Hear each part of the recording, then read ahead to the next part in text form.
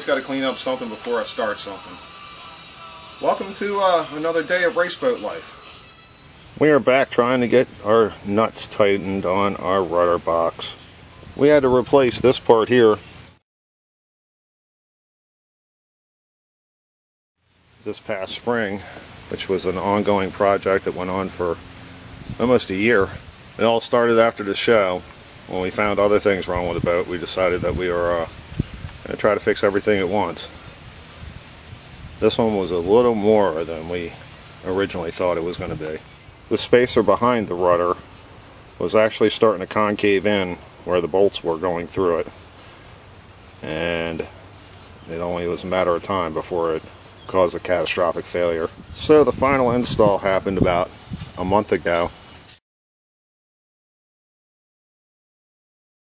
We put the 5200 behind it and behind the rudder, and we bolted everything up tight, and now we're just trying to get an extra torque or two on the bolts. We can actually get to the bolts when we were doing our unwinterizing, but we just didn't have enough leverage on them to actually torque them down, so let's give this another try.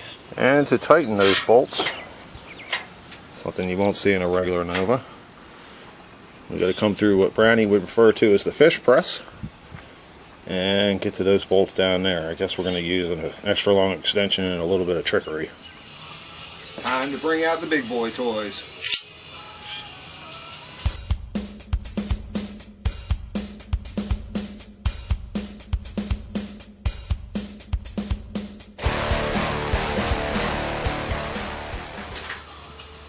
Still got one spinning in the bottom here. I'm going to have to figure out something else.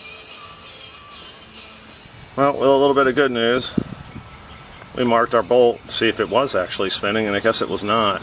Just a little loose in there first. After a few more turns, it was all nice and tight, so it looks like our rudder project is complete. Like with any backyarder, you're always a slave to the weather. And today we have about 75.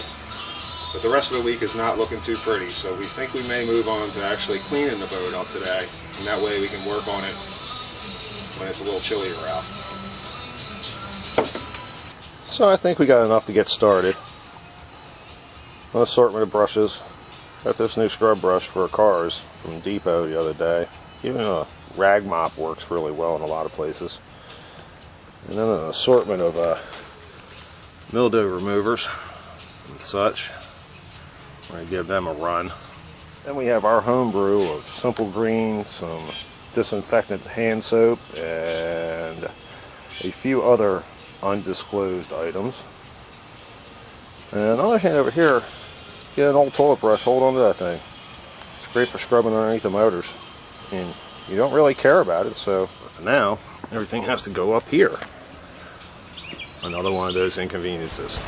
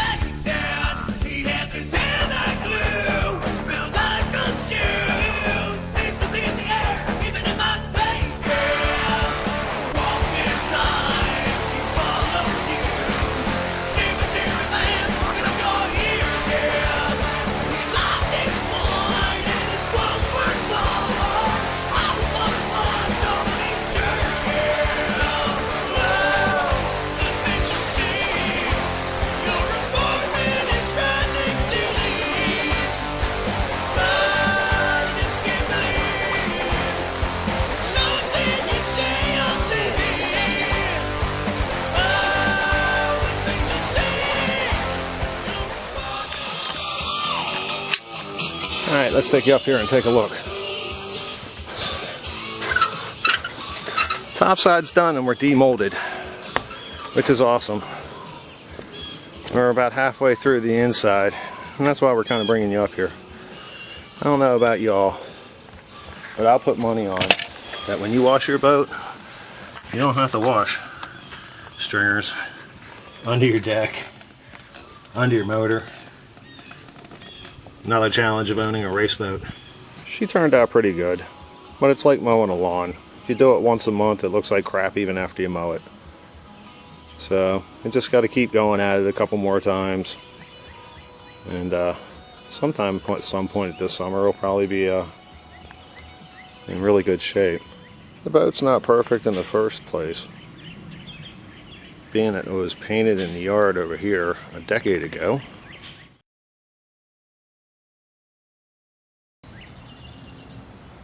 She has seemed to have held up pretty good. Even the seat looks a lot better. Still needs a little help, but like I said, you got to do at it a couple more times. Let the drying begin.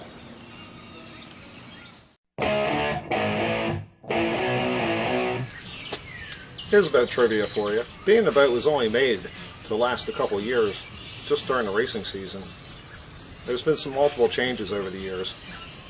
One are these exhaust tips, and I could never figure out why they were so easy to clean.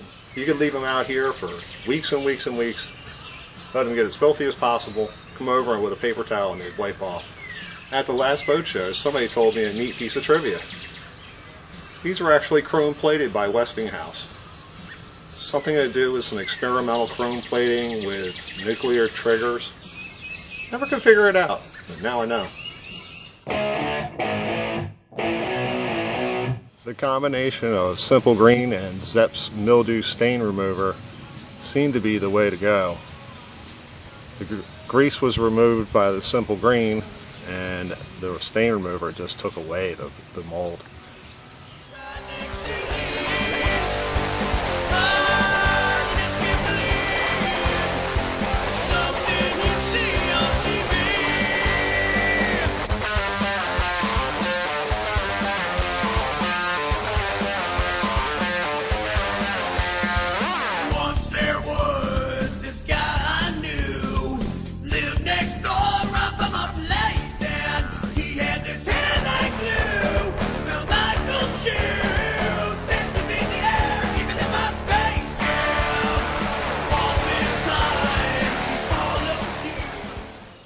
Well, she's mold free.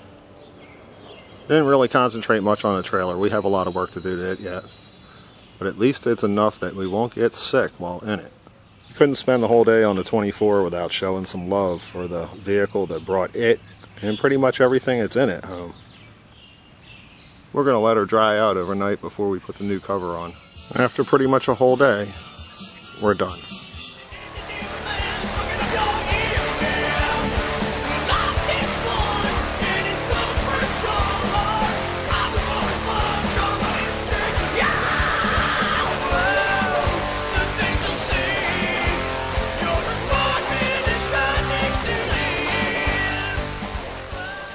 Be sure to hit those like and subscribe buttons and let us know you're out there.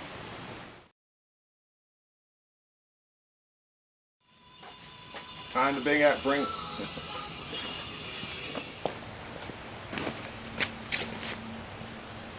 It has seemed to held up pretty good.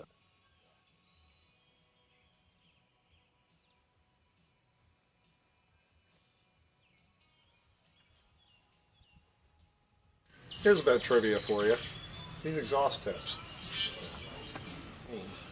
You could leave them out here for... you could leave... Well, at the last boat show, somebody told me I